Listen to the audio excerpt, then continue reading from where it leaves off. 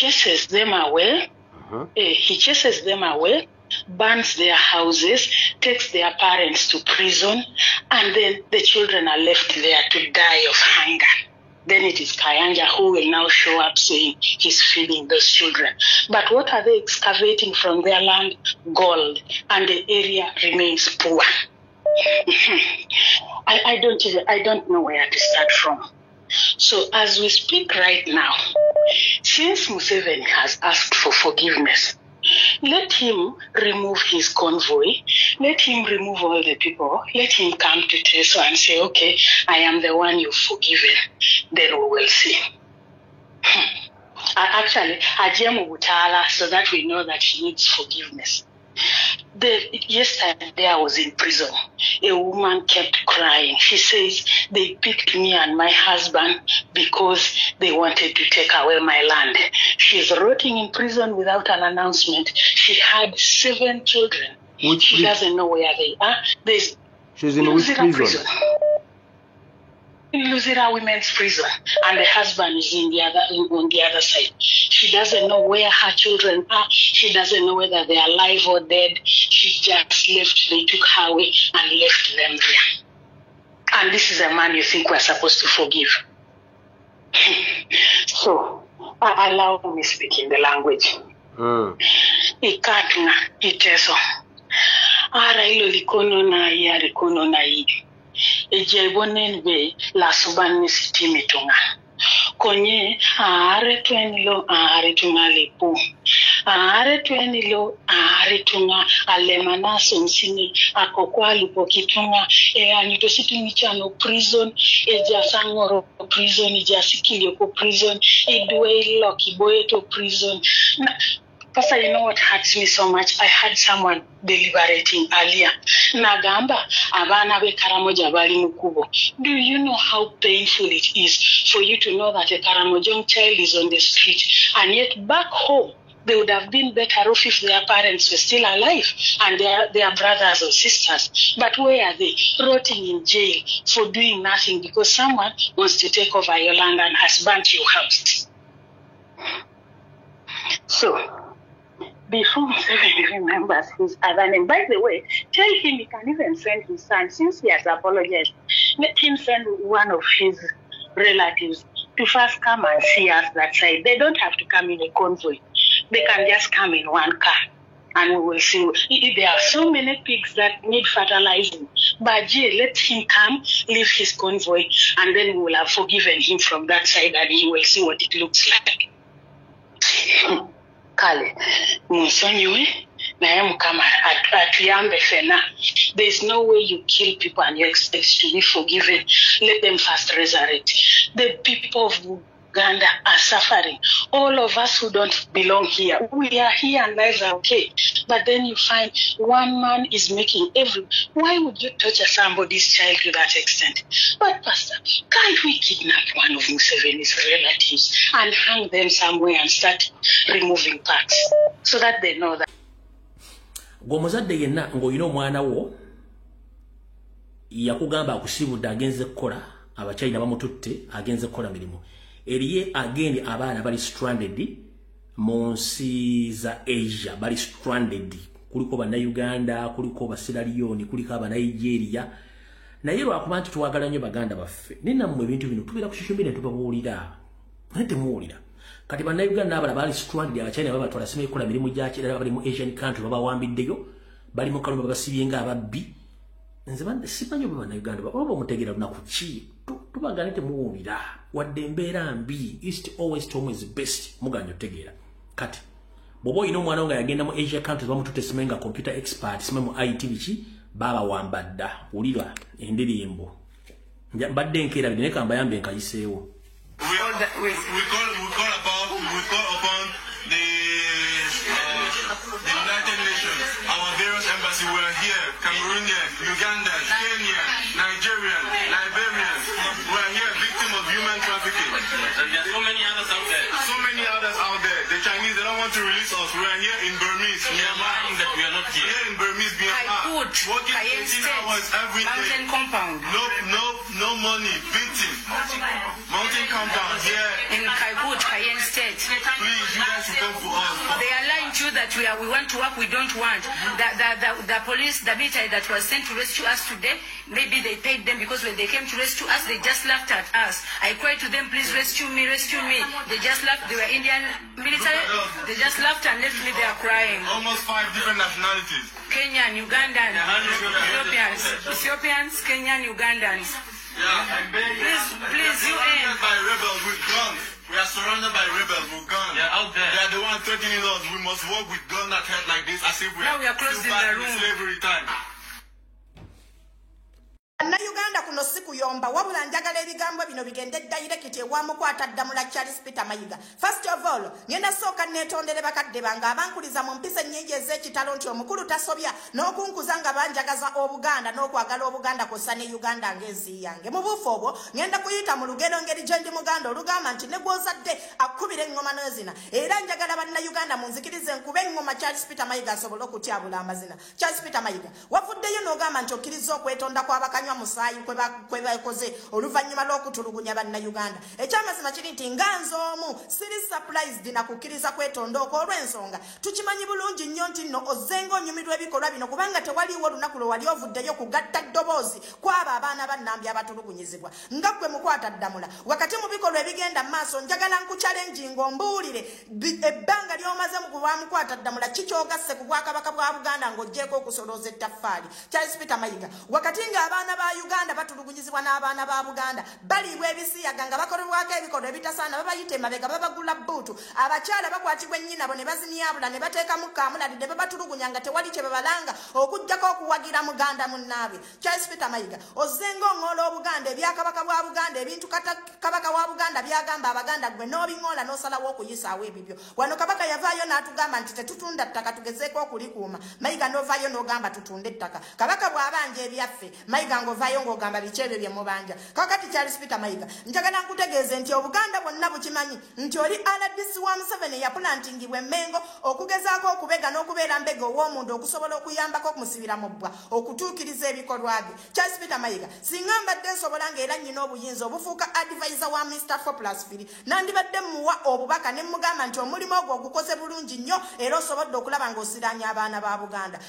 Gwe omukulu ssebo mukwata Ddamula bwe kibanga ddala kituufu weddira mutima era ng'oli musajja muganda era ng'otuula ku ntebe esobola okulaba nti eprotectinga abaana ba Buganda kiki ekikuleetera obutafaayo kusitula ddoboozi lyo n'okulaga ennyiike gy'olina ku mutima ku bikolebwa ebikolebwa ku baana ba Buganda. Kiki ekikuleetera ensaalwa ku baana ba Buganda. Kiki ekikuleetera okuwefuula like nakyemalira n'ovaayo gwe n'olaga nti mbutuufu ebintu ebikoleddwa ffe tetubirinaako buzibu era musajja gwe tukusonyiye osobola okgenda mu maaso n'okukola emirimu gyo. Mbuuza ekibuuzo mu bantu bo waliwo omuntu we yenna gwe bagudde nnyinabo waliwo omuntu we gwe bagudde nnyinabo ne bagisanjaga nga bwe basanjaga abaana ba Buganda waliwo omuntu ye yenna gwe bakutte valikano ne batandika okuliggula bbuutu olinayo omuntu wayambala pampa olinayo omuntu we gwe bagobye ku ttaka Charles Peter Mayiga omanyi obulumi abaana ba Buganda bwe balina bwe kibanga ddala obutegeera bulungi wavudde ku kyokukkiriza okwetonda kw'abasajja abo abaludde ebbanga nga batutulugunya nga abaana ba Buganda. Abaana ba Buganda bazunga nga mukka gwa kanzu Obuganda bwonna buwebuse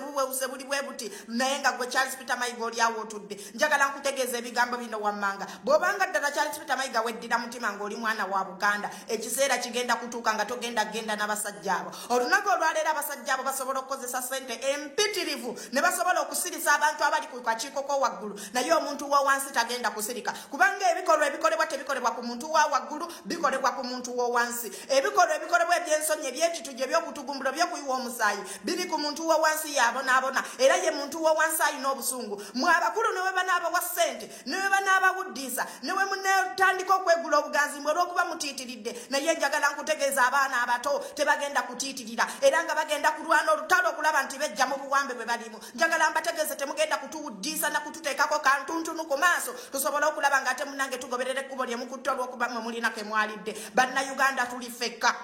Bannayuganda abanyigirizibwa tuli ffekka 2026 tulina ekibuuzo kino kimbuuziddwa abantu bangi mu comment section. Waliwo n'abazze mu inbox ne bambuuza ekibuuzo kino kitegeeza vidiyo eyo yabuzeemu katono mwina kye mutaategedde. Okay, kantiterezi tutegere kuba njagala tutambulire ku peesi emu mu revolution n'ekintu ekyo kiri bwe kiti. Uganda is undergoing transition. Nkiddemu nabagamba Uganda ekyuka nga Kenya oba Zambia. Lwaki? policies ze twakozesa mu revolution yaffe ze zimu nabo ze bakozesa ate ziri yakitinga mu ngeri yemu unless ng'omuntu wamputu kwe kugendako ewa Gaddafi naye nga tusobola okukyusa Uganda eyo nga Daniel Arap Moi we yakikola tusobola okukyusa Uganda eyo nga Edgar Lungu we yakikola n'akwata entebe because they are the same forces okitegeera ekintu ekyo kati since we are undergoing transition nakugambye UN yabiyingiddemu era UN ne African Union bebawadde Museveni ekifo kino okitegeera lwaki bademocrats bano oba ba capitalist bano wabeera baagala okukyusa peaceful transfer waagala obuyinza babwe bantu yensonga lwaki ekintu ekyo kyayitidde mu human rights ekyaleeta America ekyaleeta NATO Kenya kukakasa peace in the region America eno n'aba NATO ba democrats oba capitalist kweddiza region yonna lwaki obugagga bwabwe buli awo okitegeera nakugamba abantu bano banaku bayimiridde ku Africa kati be ekyabaleta baagala peaceful transfer bo bakimanyi nti emirembe wegibeera mu region ng'ensi tetabanguse butabanguse okukyuka basobola okukola business zaabwe yensonga lwaki e Congo Abamerika bayingiddewo era nga bakulembeddwa Bill Gates ne Jeff Bezos be bakuyingiddewo mu ggwanga lya Congo kati bano baagala peaceful transfer in the region okitegeera ekintu ekyo kitya tunula wano Omumerika akugambye nti abductions ezigenda maaso mu ggwanga lya Kenya ne Tanzania zivaluating human rights which is a threat to their interest in the region nakugamba bana ekyabaleta interest zaabwe interest ki ekyaleeta Omumerika ye gold wa Uganda gwolina ye gold gwolina gold oyo Museveni agamba muteeka mu kabinja ka BRICS naye saawe ntasobola muteekayo lwaki talina third factor yensonga ki Museveni oyo munaku gwe newebuuza Museveni waba alina gold oyo lwaki tamutunda n'afuna ssente ebyobugagga byonna babiteekako buloko ojja bimanya maaso awo wetulaga okitegeera ekintu ekyo kati ekifo kino then yo America kyekyamuleeteza interest z'Omumerika kutaasa dola de-dollarization then Omungereza ekyamuleetawo decolonization ayina ottaasa ettwale lye eri bayita Uganda Commonwealth state okugenda mu mikono gya Russia ayina okitaasa okitegeera ekintu ekyo ezo interest zaabwe then kati Museveni ekyamuweeseza ekifo ekyo nakugambye bakoze akakodyo ka set a thief to catch a thief tego omubbi okwata omubbi Museveni yakulira abduction zino yazikulira Ruto azanyira ku script ya Museveni Samia Suluhu azanyira ku script ya Museveni okitegeera ekintu ekyo kati gwe waliwo ekugambye nti nga gwe mu ssomero wonaabeera n'omwana nga mukyafu okwagala omwana na improving ku bukyafu bwe omuwa bwa sanitary prefect then omwana ono talina ngeri kijagenda kunenya banne kubakwata bukyafu ate nga naye mukyafu kati yaba alina improving obuyonjo bwe afuuke muyonjo then akwata abalala asobole bakwata olw'obukyafu kuba ye sanitary prefect then number 2 ofuna omwana ow'effujjo mu kirasi n'omubwa kirasi monitor kati effujjo lye lyakola tasobola kubeera kirasi monitor exceptinga ekifo kino ate nga naye ayina effujjo kati kikyakola alina okwekanyako ku ffujjo lye kati wano mu America akugambye abductions naye ani akulya abductions mu region ye Museveni kubanga mujjukira ne Samei Ruto yamuyitako simanyi father of the region kitegeeza yakulya abductions zino kati bo bamukutte ne bamugamba okay kino ekifo tukikuwadde ICDLR okitegeera ekifo ekyo just kifo si kyamaanyi si tekiri awo mukitiisatiisa naye nga kiriko ssente bazikuwa kubanga nkugambye baagala peaceful transfer ti Museveni waba atadde obwa president at least ayina wanene ekifo kino okitegeera kyebaagala okumukola baleme muleka mu bbanga kubanga nakugambye senga tugwera mu dialogue eza UN tulina ozirespectinga size ziri eza nimudi ate wano Museveni tabeera na bargaining chip eri awo etiisatiisa nakugambye akaluke tugenda mu ka UN kakati okumuwa ekifo ekyo baagala peaceful transfer kyebakola oba transition kati bo bamala okuliyetinga beast gye bayita Museveni bagiwa mission zaabwe Abamerika n'Abangereza nakugambye Museveni Abamerika bano bamuyambako mu nsiko era mwaka gwa 1889 mwaka gwa 1988 yasayininga endagaano n'ebigani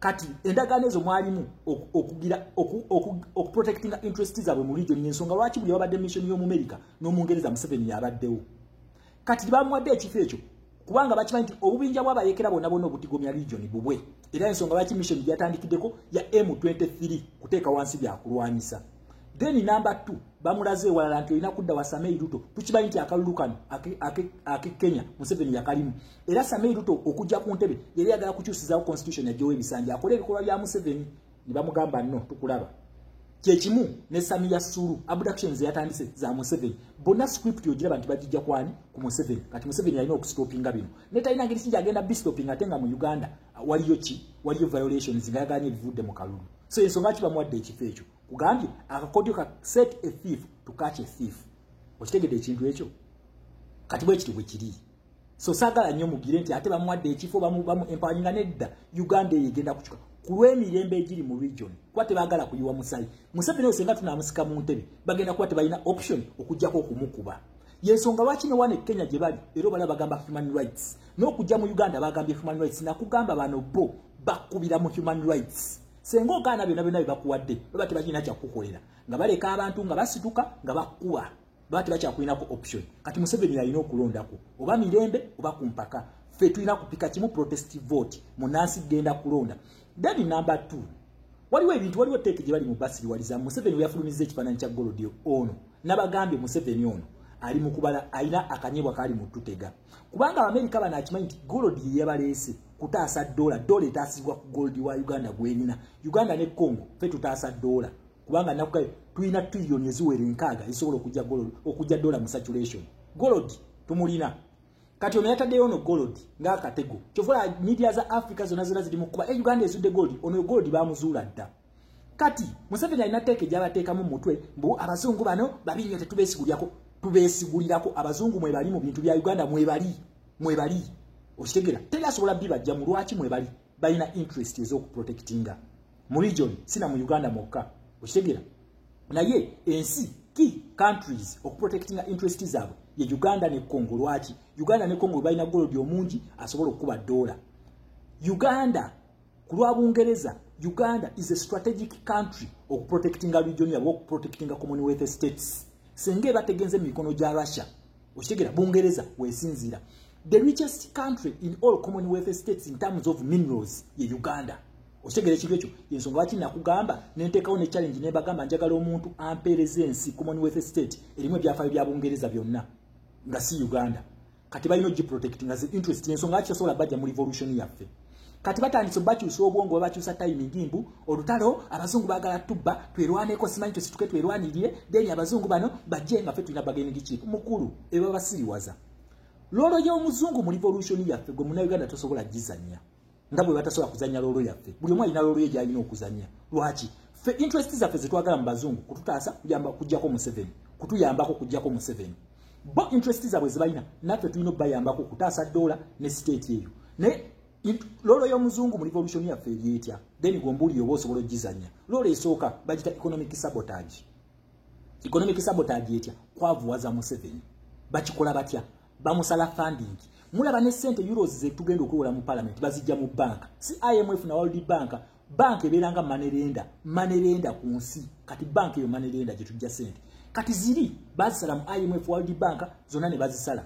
Okitegera ekintu ekyo gwe muna Uganda bakugamba galako edduuka wiiki emu bweti nga tokola ng'owulira kizibu n'oteeka omumwa mu nnyindo banaalyaki tebasome tuli mu fees. Kati gwe tosobola kuzanya olutalo lwa economic sabotage nga Museveni yakufuula ddabo zeedi zenkolawo zendya weetaaga muzungu okusala Museveni obuswa okumuguba muzaagowa okusiba looni okulekerawo funding okugimuwanga USAID ez'ebisiyaga omuzungu n'azistopinga wazistopinga Museveni ajja kwagala okukuba ebiraka kati agenda kunyigiriza munansi ono atayagala kusituka amuteekeko emisolo anyiige oyo abeeraawo. Okitegera ekintu ekyo tosobola gizanya gwe muna Uganda tosobola zanya economic sabotage. Then number 2 twetaaga okuziba amakubo ga Museveni gafuniramu sente zitya ng'amafuta ICAP amafuta tugwa mu OPEC Organization of Petroleum Exporting Countries ekuliwa abazungu. Museveni abadde yeesunga sente z'amafuta netunga matojja gasima ogwo omuzungu yakikolako. Okitegera ekintu ekyo si muddugavu kati bino babateekamu mbuno omuzungu simanyi biki twerwaneko lolo y'omuzungu tosobola gizanya. Then number 2 senga tusituka Museveni onayagala mbu akozese amaanyi okutukuba atuliso akozese ogw'obulisa amaanyi bano we balina emmundu ffe tetulina mmundu kati ze zirina okujja zinnigi ziri ez'ettabbu bajje bakube Museveni ng'atukutteko so eyo yerolo y'omuzungu kati gwe muna Uganda omuzungu si yagenda okukulondera akalulu yensonga kitupulikinga protest vote. Then number 2 omuzungu si yagenda okujja kwekalakaasize eyo nawe yerolo yo omuzungu si yagizanya. So buli omu amanye erolo ye buli omu alina lolo ye okuzanya omuzungu agenda zanye ye nawe zanye eyo ate nga tumulaba